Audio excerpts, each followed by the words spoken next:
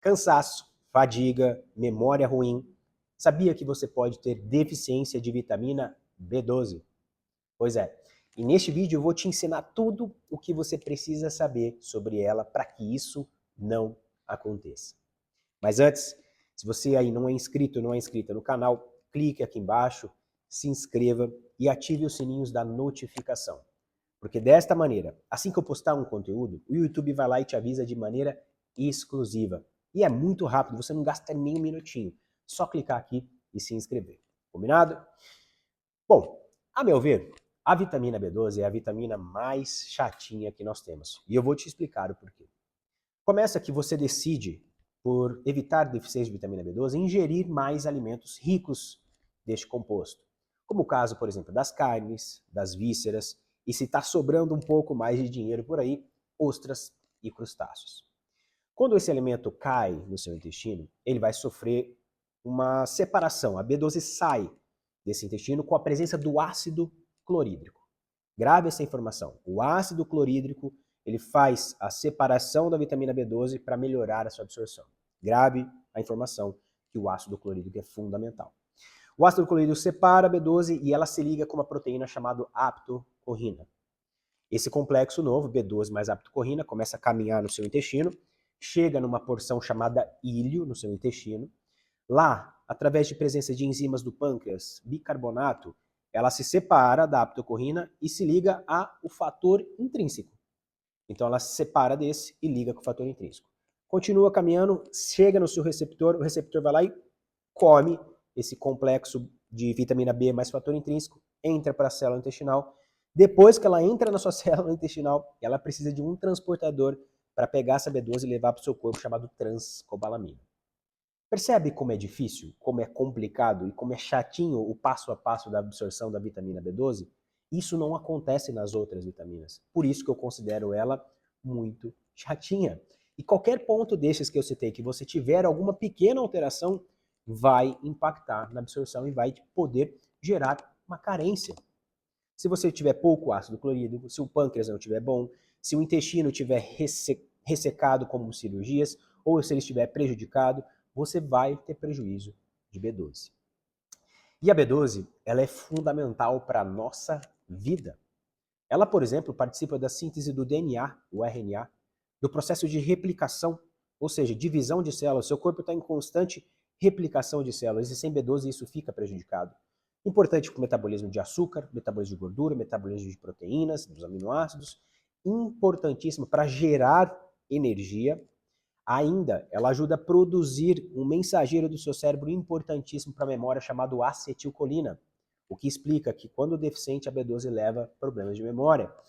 Participa ativamente da produção da bainha de mielina dos nervos, ou seja, a boa inervação depende dos bons níveis de B12. E embora já citado alguns pontos como fadiga, cansaço, perda de memória, a carência de B12 também pode gerar formigamentos, pode gerar hipotensão postural, que é quando você levanta e passa mal, palpitações, constipação, déficit de atenção, memória e aprendizado. Pode gerar também alterações como, por exemplo, as tendinites, principalmente questões articulares. Tudo isso vai ser impactado. E além, óbvio, em casos mais graves, você pode ter a anemia, um caso bem mais longínquo. As possíveis causas de carência de B12 começam, óbvio, pelo básico. Uma baixa ingestão. E nós encontramos em veganos e vegetarianos. Se vocês notaram bem, as fontes que eu falei primordialmente desta vitamina são fontes vias animais. Ok? Segundo ponto, qualquer processo que envolva alteração animo-intestinal. Lembra que eu falei como é chatinha? Então, se você tiver um problema de síndrome intestino irritável, uma intolerância à lactose não tratada ativa, retocolite, doença de Crohn, a própria cirurgia bariátrica, tudo isso vai impactar na absorção da B12, porque seu intestino está prejudicado.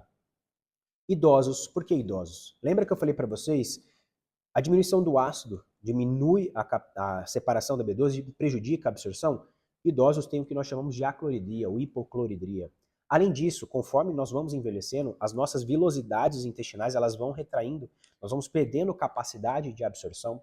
Consumo exagerado de álcool também impacta bastante na absorção da vitamina B12. outros fatores envolvendo principalmente questões pontuais do intestino, como medicamento. Lembra, mais uma vez, o ácido, os prazóis diminuem a acidez estomacal, metformina, utilizado para o tratamento de diabetes, também impacta na B12. Níveis. E aqui um ponto-chave importantíssimo. Você vai me prometer que depois deste vídeo você nunca mais vai se contentar apenas com a vitamina B12 no sangue. Para dosar realmente a vitamina B12, para verificar deficiência, você precisa dosar B12, ácido metilmalônico e indiretamente homocisteína.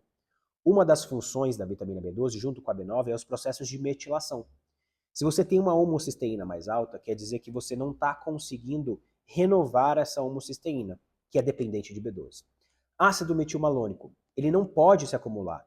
Se ele se acumula, é porque tem carência de B12. E aí, por fim, os níveis de B12. Mínimo do mínimo do mínimo que você deve esperar de B12 é 450. Mas, como eu falei, não vai ser o único exame que você vai solicitar, que você vai fazer. Você pode ter 450 e ainda assim estar carente de vitamina B12. Por isso que é importante os 3 exames. Homocisteína, além de ser um marcador de B12 indireto, ele também é um marcador de saúde e precisa estar menor que 9. Combinado? Quais são, então, depois disso, né, que você aprendeu as fontes, quais são os benefícios, as ações, o que leva à deficiência, o que você vai sentir se der deficiente, qual as vias de você utilizar a vitamina B12. A melhor via, não quer dizer a única via, não quer dizer que só ela funcione, é a via injetável. Principalmente se você tem um acometimento intestinal. Meus pacientes bariátricos, por exemplo, ou com alguma questão intestinal, é injetável. E não é porque não absorve, é porque você fica na dependência da manutenção intestinal, de todo esse arcabouço que eu falei, e a injetável ela é a primeira escolha nesses casos, sim. Tá? Segundo ponto, a sublingual também é uma opção terapêutica interessante. Por fim, a última que eu costumo prescrever é comprimido, que é a cápsula convencional. Então, primeira escolha injetável é a melhor, não quer dizer que só ela funcione, não quer dizer que só tem ela. Injetável, sublingual e, por fim, comprimido. Em relação às formulações, evitem a cianocobalamina. Por quê? E calma, que o que eu vou falar nesse vídeo eu não quero que haja erros de informação. A cianocobalamina pode ser, para algumas pessoas, principalmente com disfunção renal, uma formulação tóxica. Por quê? Porque é a cobalamina ligada com o cianeto. Eu não estou falando se você é uma pessoa sadia, se você usar cianocobalamina, você vai se intoxicar. Não é isso. É que como a depuração, principalmente eliminação da B12, é via renal, quando você tem prejuízo renal e usa cianocobalamina, o cianeto aqui, depois, para ser eliminado, é difícil por conta desse problema renal. E aí ele tende a se acumular. E, de novo, o cianeto é um composto tóxico. Mas se você utilizar, você não vai se intoxicar. Mas ele pode ser tóxico para algumas pessoas, sim. Ok? De escolha, metilcobalamina, adenosilcobalamina, mecocobalamina são algumas opções que eu comumente prescrevo. A minha de escolha, geralmente, é a metilcobalamina, certo? Dosagens, eu sei que muitos de vocês querem saber a dosagem, mas não há protocolo fixo de dosagem. Você precisa saber, antes de mais nada, quais são os níveis. Uma pessoa que tem 100 não vai usar a mesma dosagem de uma pessoa que tem 600 com homocisteína muito elevada. Uma pessoa que está com 250, tem bariátrica, a via de administração é injetável, a dose é totalmente diferente da oral. Então, um ponto-chave disso é você identificar quais são as suas necessidades. E importante, não saiam suplementando, porque ter a mais também não vai te trazer benefícios adicionais. Ter um pouquinho de cuidado em relação a isso. Combinado? Espero que tenha entendido. É uma vitamina muito chatinha no seu mecanismo de absorção. Tentei passar todos os componentes. Se você então é um idoso, tome cuidado. Se você é vegano, vegetariano, fez cirurgia bariátrica, tem um acometimento intestinal, isso pode ser importante, né? A vitamina B12. Eu costumo dizer que indiretamente a vitamina B12 é um sinal de boa saúde intestinal. Porque veja, né, todo o mecanismo envolvendo. Se algo tiver prejudicado, se você estiver absorvendo, quer dizer que o seu intestino está cumprindo o papel dele. Tá? Ficou alguma dúvida? Pode mandar aqui nos comentários que eu vou respondendo, eu vou ajudando vocês nesse sentido. Não esqueçam de me seguir nas minhas outras redes sociais, E se você quer aprender mais sobre suplementação, assine o meu portal, vou deixar o link aqui embaixo. Lá você vai ter acesso, vai ganhar os 3 guias de suplementação com mais 6 suplementos. Tem aulas semanais comigo e vai participar do meu grupo de alunos. Certo?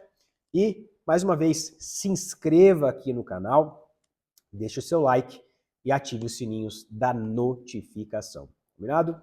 Nos vemos no nosso próximo vídeo.